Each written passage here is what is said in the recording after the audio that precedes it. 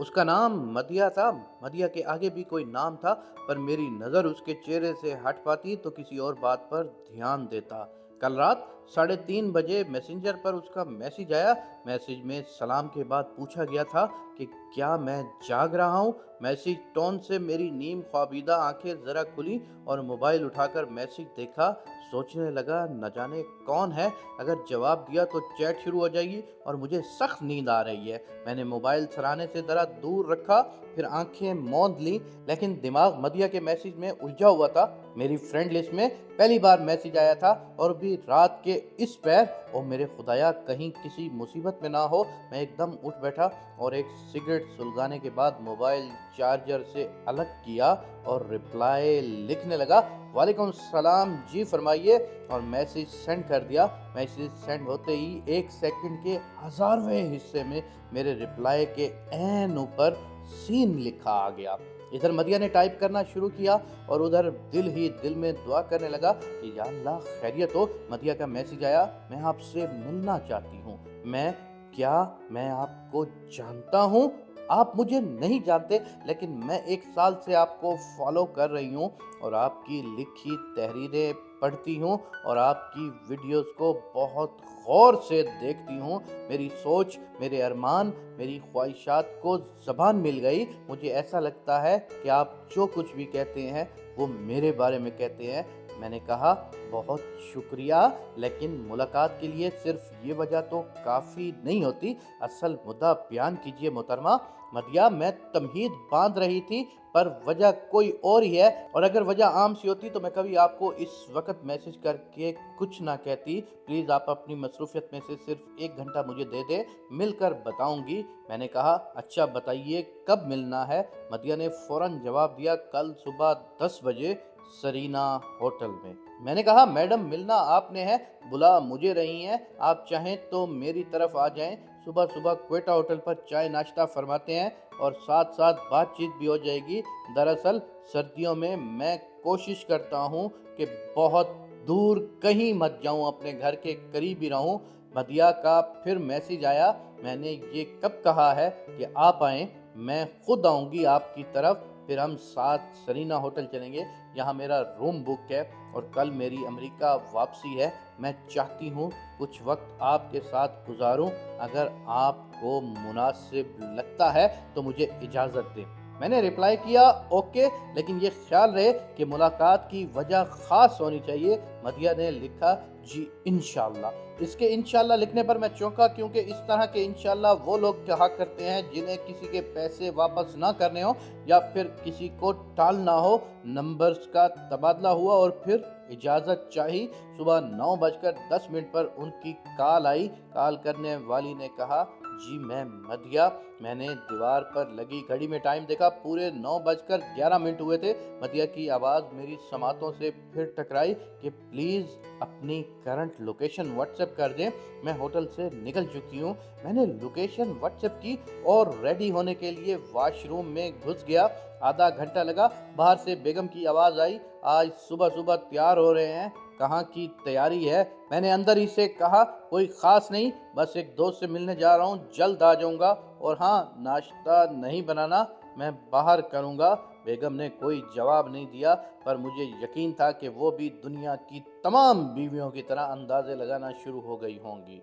बहरहाल मैं अब रेडी था और इंतज़ार था तो मदिया के आने का। 9:50 पर मदिया का मैसेज आया कि मैं आपकी गली के बाहर खड़ी हूँ, आ जाइए। मैंने बच्चों को प्यार किया। बेगम, जो अपना और बच्चों का नाश्ता बनाने किचन में मसरूफ़ थी, आवाज़ दी कि मैं जा रहा हूँ और फिर घर से बाहर निकल आया। मैं दरमियानी रफ्तार से चलता हुआ गली से बाहर निकला। सामने सफ़ेद रंग की लैंड क्रूज़र खड़ी थी और साथ बॉडी बिल्डर टाइप एक गनमैन चौकन्ना खड़ा था। मैंने इधर उधर देखा, लेकिन मदिया मुझे नज़र नहीं आई। मैंने दिल में सोचा, यार ये क्या मजाक है। इतने में मोबाइल बजा। मैसेज था कि मैं आपको देख सकती हूँ, आप सफ़ेद गाड़ी के पास आ जाएं। मेरे करीब आने पर गनमैन ने दरवाज़ा खोल दिया। मैंने गाड़ी में झांका। काले शीशों की वजह से रोशनी कम थी। मैं बैठते बैठते 1 सेकंड रुका तो अंदर से आवाज़ आई, आइए अंदर तशरीफ़ लाएं।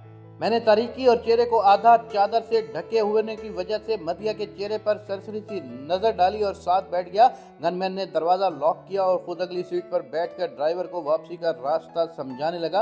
रास्ते भर चंद रस्मी बातों के अलावा खामोशी रही। दरअसल मैं जरा सा खौफ ज़दा भी था कि कौन है, वाकई मेरी परस्तार है या फिर नामालूम हसीना के ज़रिए अगवा किया जा रहा हूँ। दूसरी वजह खामोशी की ये भी थी कि मैं सोच रहा था कि क्या सोच रही है और शायद वो भी ये सोच रही होंगी कि मैं क्या सोच रहा हूँ। 10 मिनट सफ़र और सामने सरीना होटल आ गया। ड्राइवर ने गाड़ी रोकी। गनमैन ने फ़ौरन उतरकर मदिया के लिए दरवाज़ा खोला। मैं भी दरवाज़ा खोलकर बाहर आना चाहता था। मदिया की आवाज़ आई, ठहरिए। फिर वो घूमकर मेरे दरवाजे के पास आई और बड़े खादिमाना अंदाज में दरवाज़ा खोलकर कहा, तशरीफ़ लाइए। मुझे सब कुछ अजीब लग रहा था। मैं हैरत ज़दा था कि मदिया जिसके पास हर चीज़ है, उसे मुझ जैसे आम शख्स से क्या काम हो सकता है। अब तक मुझे तो ये अंदाज़ा हो गया था कि मदिया किसी बड़े बाप की बेटी है, लेकिन बिगड़ी हुई नहीं है, वरना मेज़बानी के फ़राइज़ से अनजान होती। वो मुझे मुसलसल इज़्ज़त दे रही थी, पर मदिया का अंदाज़ अच्छा नहीं लग रहा था। हम होटल में दाखिल हो गए। दरबान ने झुककर सलाम किया और बिना चेकिंग के हम रज़ारी में चलते हुए मदिया के रूम तक पहुंच गए। वहाँ भी रूम सर्विस मौजूद थी। इससे पहले कि हम कमरे के दरवाजे तक पहुँचते, एक लड़की ने good morning ma'am, good morning sir कहते हुए आगे बढ़कर दरवाज़ा खोल दिया। मदिया ने उस लड़की को अंग्रेज़ी में कुछ हिदायत की। लड़की ने पेशेवराना मुस्कुराहट के साथ कहा, यस मैम, और चली गई। मैं अभी तक खुद को संभाल नहीं पाया। सुबह बल्कि कल रात से गैर यकीनी सूरत हाल में मुब्तला था। ऐसा तो कभी नहीं होता। ज़्यादा से ज़्यादा कोई दोस्त कहीं रोड रास्तों में बैठकर चाय शाय ही पी लिया करते थे, क्योंकि मैंने इंसानों से मुतासिर होना छोड़ दिया था, इसीलिए ये सारे वाक़यात सह गया। मेरी जगह कोई कमज़ोर दिल इंसान होता तो शायद बेहोश हो जाता। जनाब कहाँ खोए हुए हैं? वो मदिया की आवाज़ थी। बैठिए, कुछ देर में नाश्ता आ जाएगा, इसके बाद मैं रूम सर्विस को इस तरफ आने से मना कर दूंगी। फिर आप और मैं होंगे और तन्हाई होगी। मैंने लफ्ज़ तन्हाई पर उलझते हुए कुछ कहना चाहा तो मदिया ने मेरे होंठों पर उंगली रखते हुए कहा, मैं जानती हूँ आप क्या कहना चाहते हैं, लेकिन वो बात कहने का अभी वक्त नहीं है। ज़रा नाश्ता वगैरह कर लेते हैं, फिर आराम से बात होगी। मैंने कहा, आप मुझसे कोई बात करना चाहती थी? मदिया ने कहा, बस कुछ देर इंतज़ार और। डोरबेल बजी। मदिया ने कहा, कम इन। दो लड़कियां एक लंबी ट्राली लेकर अंदर घुसती चली आईं। नाश्ते में क्या था इसकी तफसील मैं आपको बताकर वक्त बर्बाद नहीं करूंगा। कुछ लोग बोर हो रहे होंगे और कुछ के अरमान जाग जाएंगे, बस यूं समझिए क्या नहीं था। नाश्ते से फरागत पाते ही मैंने फिर पूछा, अब बताएंगी भी या मुझे इजाज़त दें?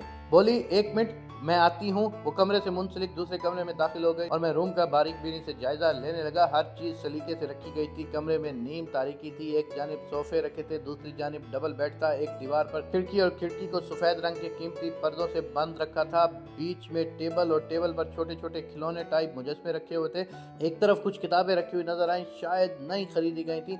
खबर नहीं कितना वक्त हो चुका था कि अचानक कमरे की तमाम लाइट्स ऑन हो गईं और ऐसे लगा कमरे में ब्लैक कपड़ों में जैसे कोई परी उतर आई हो। मैं पहली बार उसे गौर से देख रहा था। वो भला की हसीन थी। अगर आपको यहाँ तक कहानी की समझ आ गई है तो बहुत शुक्रिया, क्योंकि मैंने सोचा कि आज आपको एक ऐसी कहानी सुनाई जाए कि जिसके रिदम में आप भी मेरी तरह मदहोश होकर सुनते जाएं, क्योंकि ये हर नौजवान की ख्वाहिश होती है। और इसके बाद क्या हुआ क्या नहीं हुआ ये हर इंसान अपने मुताबिक सोच ले। और अगर किसी को मेरी कोई बात बुरी लगी हो तो उससे दस बदस्ता माफ़ी चाहता हूँ।